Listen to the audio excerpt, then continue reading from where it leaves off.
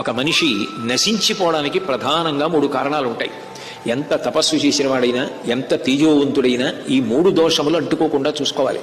అందులో పరస్వానాంచ హరణం, వేరొకరి భార్యని అపహరించి తీసుకొచ్చి బంధించి ఉంచితే ఆమె శోకించి ఆమె కంటి వెంట పడుతున్న బాష్ప ధార నీటి చుక్కైనా దానిని మించిన అగ్నిహోత్రం ఉండదు. అది వంశాన్ని కాల్చేస్తుంది. మారీచుడు చెప్పలా, కళత్రాణిచ సౌమ్యాని మిత్రవర్గం స్తథైవచ యదీచ్ఛసి చిరం భోక్తం మాకృధ రామవిప్రియం అన్నాడు. అటువంటి పెద్ద దోషం చేశారు.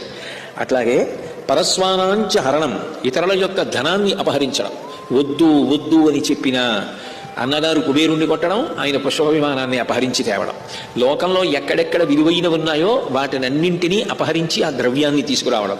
పరుల యొక్క స్త్రీలని అపహరించి తీసుకురావడం, వాళ్ళని స్పృశించడం, వాళ్ళని బంధించడం, వాళ్ళని బలాత్కరించడం.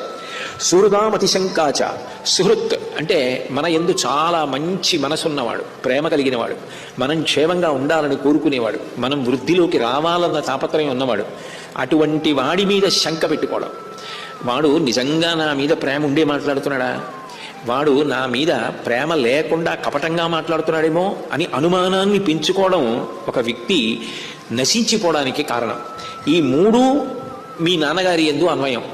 మీ కుటుంబంలో అందరికీ ఇవి అలవాటైపోయి నిష్కారణంగా లోకక్షేమాన్ని కోరుకునేటటువంటి మహర్షుల్ని సంహరిస్తూ ఉండడం, దేవతలతో విరోధం పెట్టుకోవడం, అహంకారం, నా అంత వాణ్ణి నేను, నాకన్నా గొప్పవాడెవరంటూ ఉండడం, శత్రుత్వం, అయిన దానికి కాని దానికి శత్రుత్వం పెట్టుకుని అవతల వారి మన మీద క్రోధం పొందేటట్టు, అవతల వారు మనం స్మరణలోకి రాగాని వాడు పరమ దుర్మార్గుడు, వాడు నశించిపోవాలని కోరుకునేటటువంటి భావం పుట్టేటట్టుగా ప్రవర్తించడం.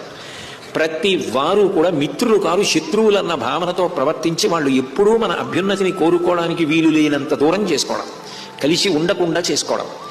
ఇవన్నీ ప్రమాదకరం. విశేషించి ప్రతికూలత్వం. ఏదైనా ఒక మంచి మాట చెప్దామన్నా అసలు వినకపోవడం.